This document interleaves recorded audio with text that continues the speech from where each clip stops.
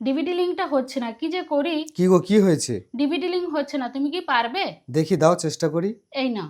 DBT মানে direct benefit transfer, এই লিঙ্কটি করার জন্য প্লে স্টোর থেকে আমাদের প্রথমে উমাং UMANG এই নামে একটি অ্যাপ ডাউনলোড করতে হবে। অ্যাপটি ওপেন করলে গেট স্টার্ট অপশান আসবে। এখন হাতের কাছে কিছু দরকারি জিনিস রাখতে হবে, যেমন আধার নম্বর, অ্যাকাউন্ট নম্বর, মোবাইল নম্বর আর একটা এমপিন আগে থেকে তৈরি করে রাখবেন, আপনার পছন্দ মতো 6 অক্ষরের। এরপর গেট স্টার্টে ক্লিক করলে চাইবে আপনার মোবাইল নম্বর, এটা এন্ট্রি করবেন, আর আগে থেকে আপনি যে পিন নম্বরটা তৈরি করে রেখেছেন সেটা এন্ট্রি করবেন। কন্টিনিউ করে এগিয়ে গেলে আপনার মোবাইলে একটা ওটিপি আসবে, সেই ওটিপিটা পুট করবেন এবং ভেরিফাই ওটিপি করবেন। আবার আপনার আগে থেকে তৈরি করা 6 অক্ষরের এমপিন দিন, কনফার্ম করুন, বক্সে টিক দিন এবং সাবমিট করুন। আপনার এখন রেজিস্ট্রেশন কমপ্লিট হলো। সার্চ অপশানে লিখুন ভারত আধার সেন্ডিং, এটা কিন্তু অটোমেটিক চলে এসছে।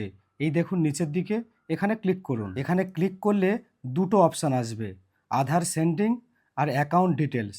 আপনি আধার সেন্ডিংয়ে ক্লিক করবেন। আপনি যদি দেখেন যে এরকম অপশান আসছে, অর্থাৎ এখন ক্লোজ করতে বলছে, সুতরাং এখন কাজ করা যাবে না। আপনি ওয়েট করুন, সকালের দিকে একবার চেষ্টা করুন। সকালবেলা কিন্তু খুব সহজে এটা ওপেন হবে। এখানে 4টে অপশান আসবে, Aadhaar sending or descending, Aadhaar mapping status. প্রথমে আমাদের দেখতে হবে আমাদের আধারটা লিঙ্ক করা আছে কিনা, তাই আধার ম্যাপিং স্ট্যাটাসে ক্লিক করব। এরপর চাইবে আপনার 12 সংখ্যার আধার নম্বর, সেটা ফিল আপ করবেন। নিচে ক্যাপচা কোড রয়েছে, সেই ক্যাপচা কোডটাও ফিল আপ করবেন।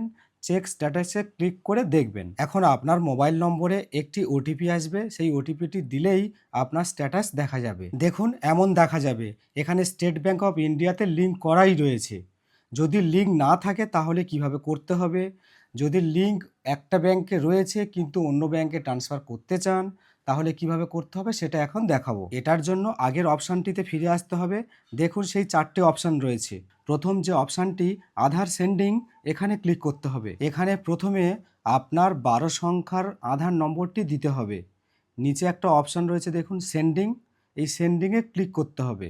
সেন্ডিংয়ে ক্লিক করলে দেখুন 3টি অপশান ওপেন হচ্ছে। প্রথমটি রয়েছে ফ্রেশ সেন্ডিং, মানে একদম নতুনভাবে আধার লিঙ্ক করা। দ্বিতীয়টি রয়েছে movement same bank with another account. 3 নম্বরটি রয়েছে movement from one bank to other bank, অর্থাৎ একটা ব্যাঙ্কে আপনার আধার লিঙ্ক রয়েছে কিন্তু সেটাতে আর রাখতে চাইছেন না, অন্য একটা ব্যাঙ্কে লিঙ্ক করতে চান, তখন এই অপশানটিতে ক্লিক করতে হবে। আমাদের যেহেতু স্টেট ব্যাঙ্ক অফ ইন্ডিয়াতে করা রয়েছে তাই আমরা ওখান থেকে পাঞ্জাবে করব। তাই প্রথমে এই সিলেক্ট ব্যাঙ্ক থেকে পাঞ্জাব ন্যাশনাল ব্যাঙ্ক সিলেক্ট করে নেব। ফ্রেশ অর্থাৎ নতুনভাবে অ্যাড করতে চাইলেও একই প্রসেসে কাজগুলো হবে। তখন শুধুমাত্র প্রথম অপশানটি ফ্রেশ সেন্ডিং, এই অপশানে ক্লিক করতে হবে। আমরা একটা ব্যাঙ্ক থেকে অন্য ব্যাঙ্কে ট্রান্সফার করব, তাই 3 নম্বর অপশানটি ক্লিক করছি। এখন আপনি যে অ্যাকাউন্ট নম্বরে ডিবিটি লিঙ্ক করতে চান সেই অ্যাকাউন্ট নম্বরটি লিখুন, পুনরায় কনফার্ম করুন। নিচের বক্সের মধ্যে কিছু টার্ম অ্যান্ড কন্ডিশন রয়েছে, এই বক্সটি টিক করুন। ক্যাপচা নম্বরটি ফিল আপ করে সাবমিট করতে হবে। এবার অনেক বড় টার্ম অ্যান্ড কন্ডিশন আসবে, একদম নিচে স্ক্রল করে এগ্রি অ্যান্ড কন্টিনিউ করুন।